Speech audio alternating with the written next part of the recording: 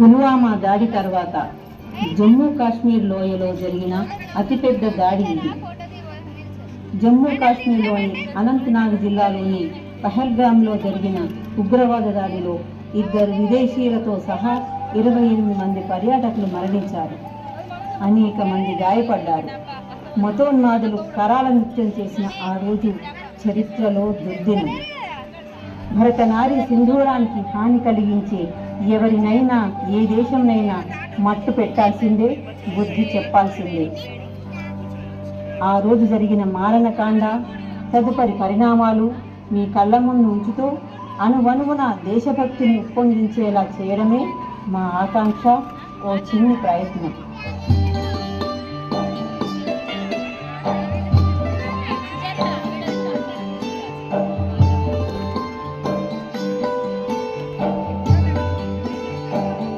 ఆహా, ఎంత హాయిగా ఉందండి, ఎంత ప్రశాంతంగా ఉంది కదా. మన దేశంలో ఇంత అందమైన ప్లేస్ ఉండడం మన అదృష్టం అండి. సూపర్ లొకేషన్ అండి, చాలా బాగుంది ఇక్కడ.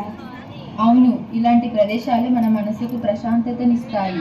ఇక్కడ పుట్టిన వాళ్ళు నిజంగా లక్కీ ఫెలోస్. అవును మేడం, నిజంగా మేము అదృష్టవంతులమే. కానీ ఒకప్పుడు మేము చాలా భయంగా బ్రతికే వాళ్ళం మేడం. ఆర్మీ గస్తీ